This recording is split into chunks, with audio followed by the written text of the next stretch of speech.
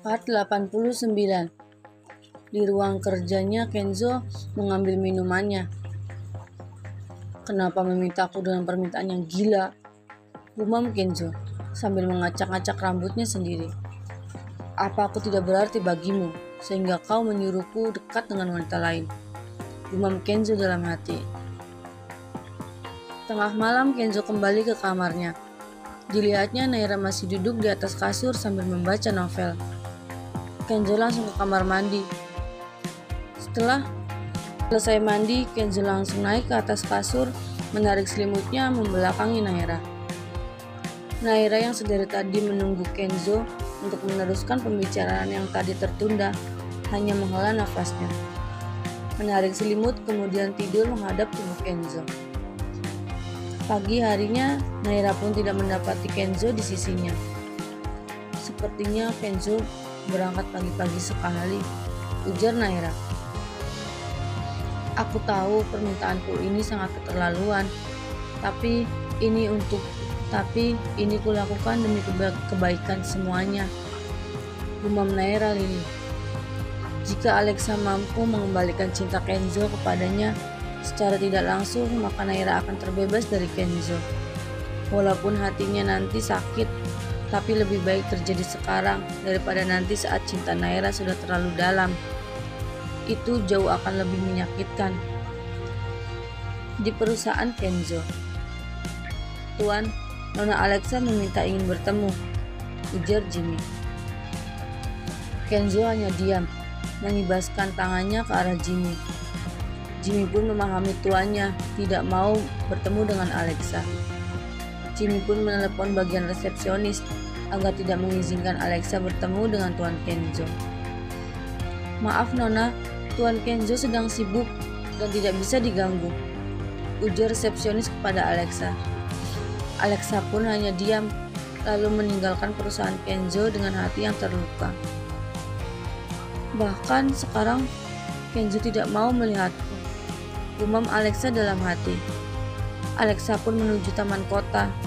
Disitulah tempat di mana Alexa bisa melepaskan semua rasa sedih di hatinya.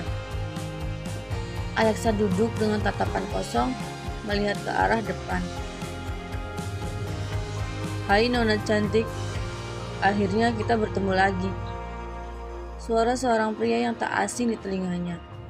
Alexa pun menatap pada sosok pria yang ada di sampingnya. "Kamu?" ujar Alexa terkejut. "Sepertinya kita berjodoh ya, karena kita kembali bertemu," ujar pria tersebut yang dibalas dengan tatapan sinis dari Alexa. "Dion, namaku Dion. Nama Nona cantik ini siapa?" tanya Dion sambil mengulurkan tangannya ke arah Alexa. Alexa hanya diam saja menatap Dion. Entah kenapa melihat wajah Dion, Alexa sangat kesal. Karena teringat perkataan Dion bahwa rezeki, jodoh, dan maut sudah ditentukan oleh yang di atas. Alexa pun terhentak. Perkataan itu sama persis dengan apa yang dikatakan oleh Naira. "Hello, are you okay?" tanya Dion pada Alexa dengan mengibaskan tangannya di hadapan wajah Alexa. Tanpa menjawab pertanyaan Dion, Alexa berdiri dari duduknya, hendak pergi. "Apa kau masih patah hati?" tanya Dion kembali, membuat Alexa menghentikan langkahnya. "Kau itu berisik sekali," ujar Alexa membalikkan badannya menatap tajam pada Dion. "Aku hanya bertanya padamu, bukan mengajakmu ribut, Nona," ujar Dion tersenyum pada Alexa. Alexa pun tambah kesal melihat reaksi Dion yang malah tersenyum padanya. Tanpa berkata apapun lagi, Alexa meninggalkan Dion. "Nona cantik, kita pasti akan bertemu lagi," teriak Dion yang pastinya tidak didengar oleh Alexa. Dion menatap punggung Alexa yang semakin menjauh. "Aku yakin jika kita berjodoh, pasti kita akan bertemu lagi," ujar Dion dalam hati sambil tersenyum. Di dalam mobil, Alexa terus mengedumel.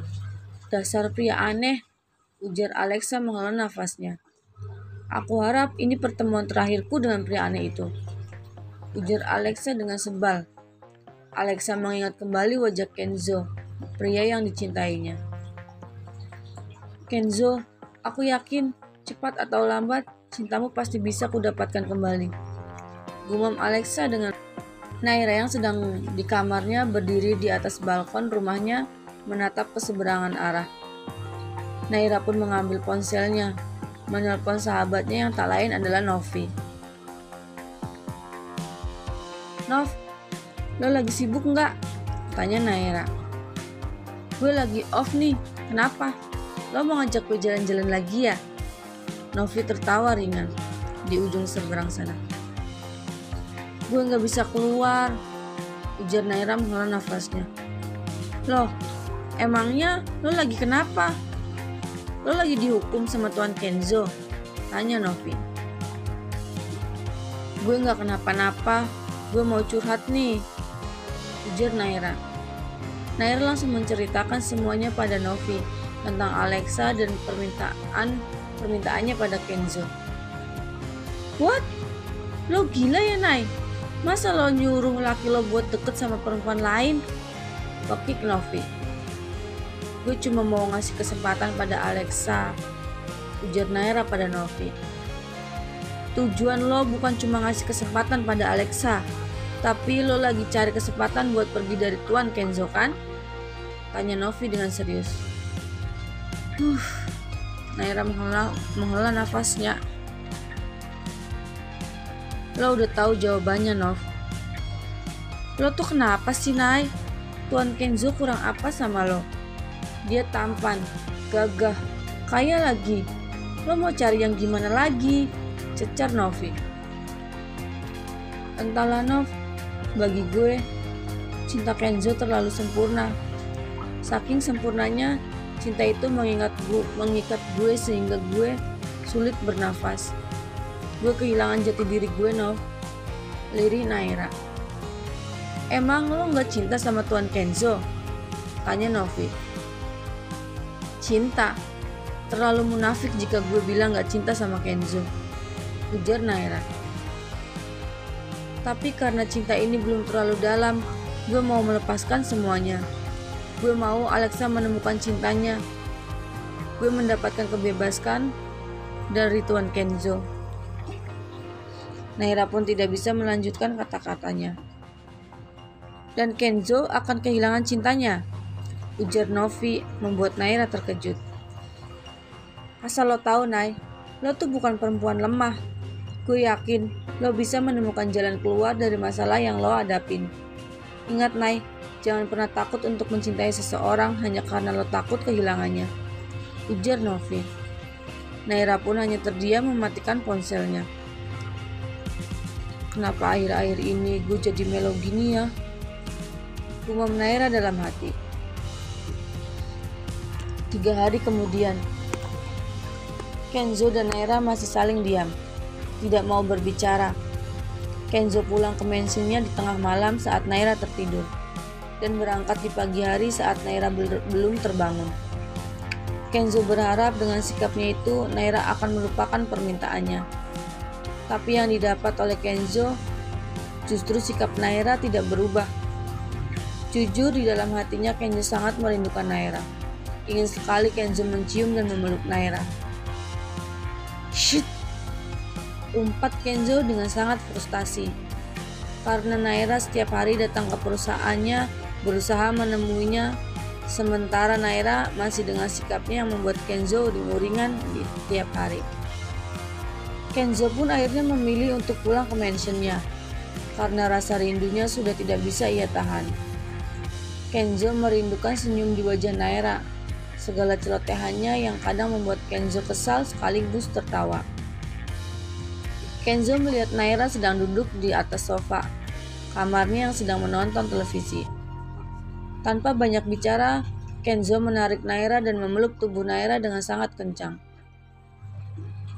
I miss you, lirik Kenzo, membuat Naira terpaku persekian detik.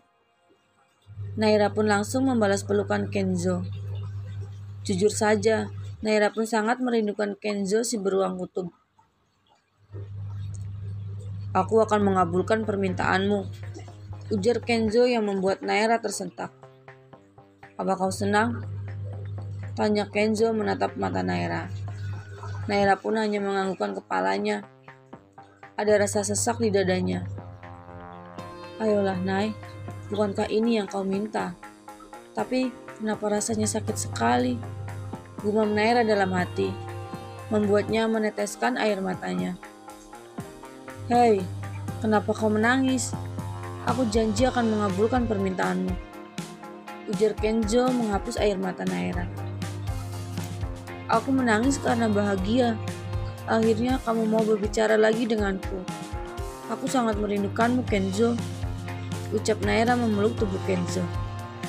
Kenzo pun langsung membelai rambut Naira yang sedang memeluknya. Membelainya lalu mengangkat wajah Naira, mencium keningnya, ditatapnya wajah Naira, lalu mencium lembut bibirnya.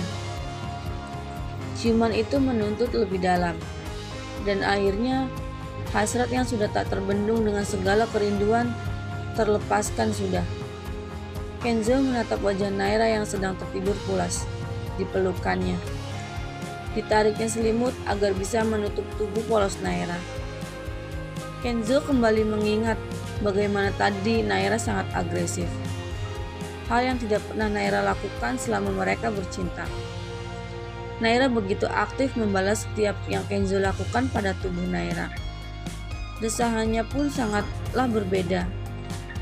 Jika kemarin Naira pasti menahan suara desahannya, tapi tadi Naira mengeluarkan suara desahannya yang membuat Kenzo semakin panas hingga beberapa kali pelepasan.